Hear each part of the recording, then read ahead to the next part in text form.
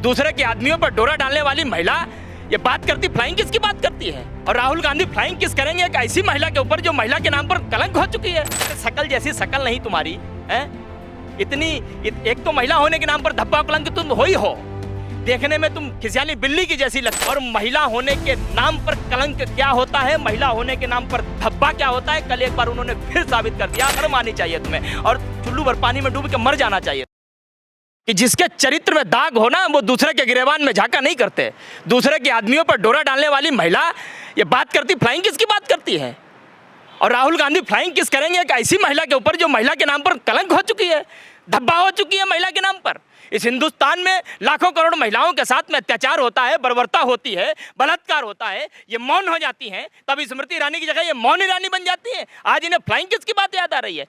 BJP की 26 महिलाओं ने लोकसभा के स्पीकर को पत्र लिखा, बोला कि असंसदीय काम किया है, महिलाओं के साथ अभद्रता की है राहुल गांधी ने। देखिए, इस हिंदुस्तान की हर वो महिला जो महिला होने के नियम को जानती है, जो महिला होने की मर्यादा को जानती है, गरिमा को जानती है, आज वो थूक रही है। भाजपा सांसद, जितनी भी महिला भाजपा सांसद हैं, एक भी महिला सांसद का एक भी कोई आप मुझे बयान दिखा दीजिए जब मणिपुर में महिलाओं के साथ ही बर्बरता हो रही थी, अत्याचार हो रहा था, उनके शरीर को नोचा जा रहा था, परेड करवाई जा रही थी, नंगा करके उन्हें घुमाया जा रहा था, एक भी महिला कोई दिखा दीजिए जिसने एक भी शब्द बोला हो। स्मृति ईरानी ये तो गजब की नौटंकी करती थी जब विपक्ष में थी, गजब का ड्रामा करती थी, सिलेंडर लेके घूमती रहती थी, डिस्को डांस करती रहती थी, एक भी शब्द बोला इन्होंने? इनको कुछ अगर दिखाई देता है तो सिर्फ राहुल गांधी दिखाई देते हैं, बस राहुल गांधी के ऊपर कीचड़ उछालना है। लगता है क्या कि राहुल गांधी ने मणिपुर पे बोला, राहुल गांधी ने बोला कि भाई मणिपुर की हत्या हो रही है, वहाँ के लोगों का जो है अपमान हो रहा है, महिलाओं के साथ वहाँ पे जिस तरह से बर्बरता की गई, प्रधानमंत्री उस पर कुछ बोल नहीं रहे, यहाँ तक कि उनकी महिला जो है नेता भी नहीं बोल रही है। इस मुद्दे को भटकाने के लिए लगता है कि ये फ्लाइंग किसका इशू है? बिल्कुल है, मुद्दे को भटकाने का। ये राहुल गांधी ने क्या गलत बोला?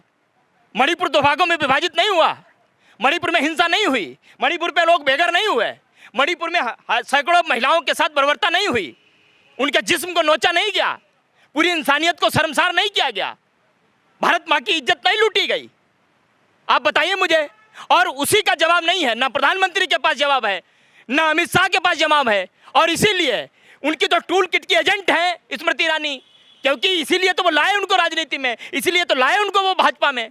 क्योंकि जो ड्रामा कंपनी से निकला हो, जो नौटंकी करके निकली हो, तो नौटंकी करेगी, वो ड्रामा करेगी। और इसीलिए तो वो फ्लाइंग किस की बात कर रहे हैं। आप मुझे उस वीडियो में वो जो कल का पूरा भाषण था राहुल गांधी का, आप कहीं 1 सेकंड की क्लिप दिखा दीजिए जहां राहुल गांधी ने फ्लाइंग किस की हो, 1 सेकंड की दिखा दीजिए।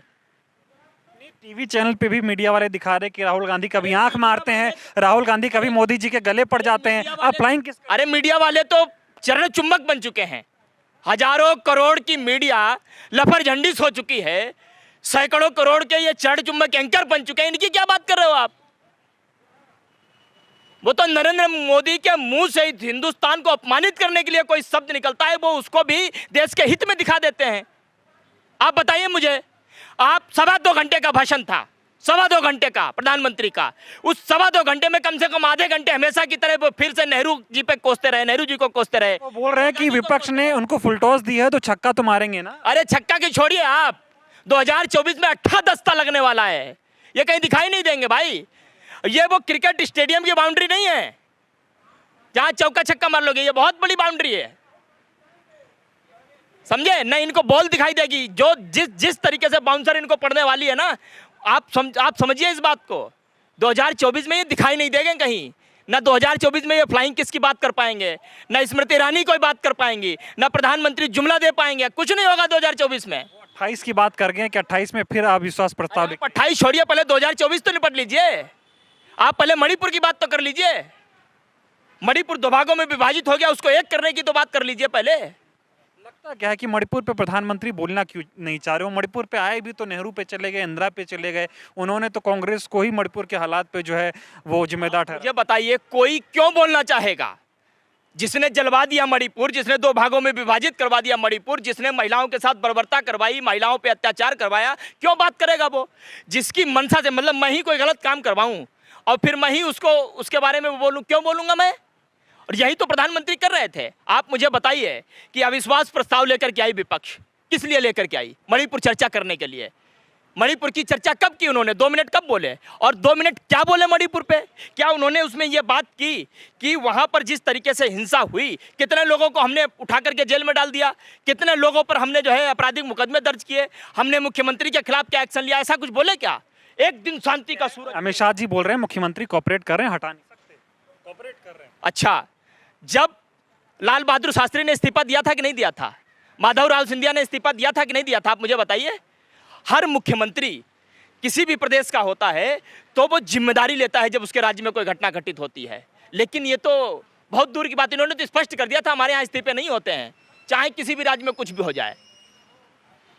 लेकिन कल के सदन में स्मृति ईरानी ने जो खड़े होकर के किया है वो बहुत ही असंसदीय था। और महिला होने के नाम पर कलंक क्या होता है, महिला होने के नाम पर धब्बा क्या होता है, कल एक बार उन्होंने फिर साबित कर दिया कि स्मृति ईरानी जो यादाश्त नूरानी बन चुकी हैं, उन्हें जब कभी बोलना होता है तो सिर्फ और सिर्फ राहुल गांधी पर बोलना होता है, कीचड़ उछालना होता है। अरे मणिपुर पे बोला होता तुमने कुछ, मणिपुर की महिलाओं पे बोला होता कुछ, महिला पहलवानों पर बोला होता कुछ, आपने नहीं बोला।